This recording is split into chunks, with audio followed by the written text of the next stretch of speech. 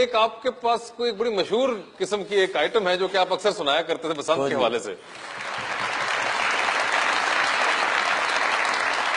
तो बसंत का एक ऐसा त्योहार होता था कि उस दौर में सारे मोहल्लेदार मिलके मनाते थे। अच्छा। जिनका छत तो ज्यादा ऊंची होती थी उधर चले जाते। हाँ। तो हम छोटे थे, छोटे बच्चों की कमबख्ती आती, चालो करनी दे। अच्छा, पढ़े लिखे लोग आराम से बैठ के देखते थे। खोचल होते ना पढ़े लिखे।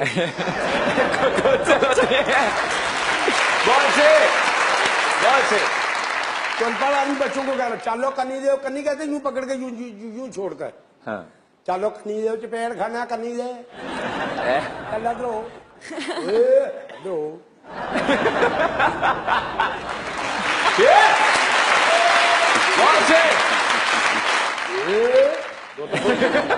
कितने बांधते रहे हो?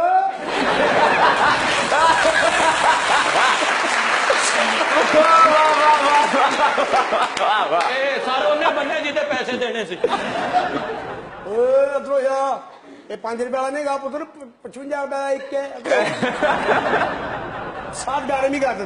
ठीक भाई वैसा न फूल ना जावे बाजी अल्लाह दना देर न लावे बाजी आन दिया सज पेचा लग गया।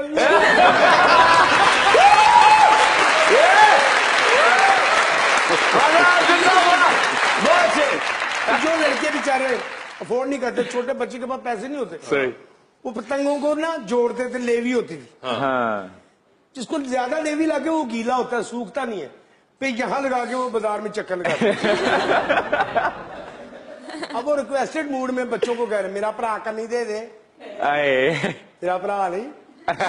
पैसा एक ऐसी चीज है, एजुकेशन और पैसे से ना कॉन्फिडेंस बड़ा सही बात का बहाल होता है। सही बात।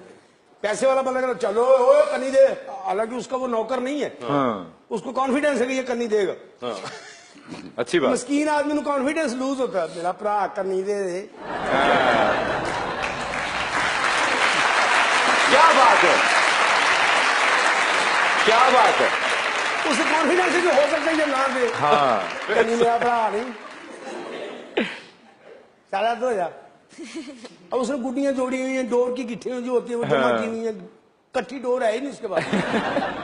अब तो यार और देखना भाई। हाँ।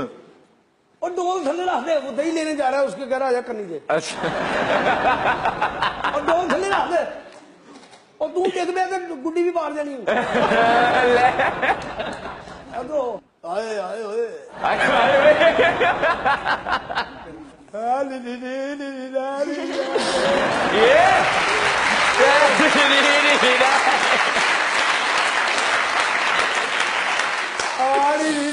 अच्छा सर, माँ को फिक्र होता है इसने खाना नहीं खाया हुआ। हाँ। और बेबे ढक दे रोटी, मैं उन्हें ठहर के खाना।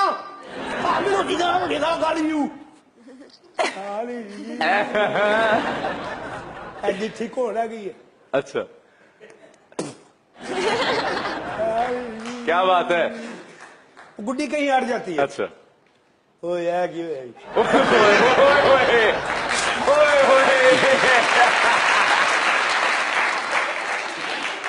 क्या बात है। अब छुड़ा रहा मेरी भैन मेरे मैं तेन लीक को नहीं लिया दिता। लीक मैं आहो आए निकल आई ओए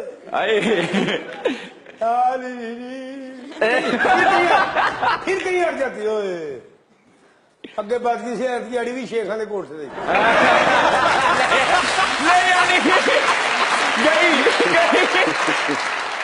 शेख साहब बच्चा दाखिल कराने जाओ उसे भाव करने होंगे। किन्नी फीस है? 300 रुपया। हाँ 200 ले लो, जो मेरी छुट्टी ना देना।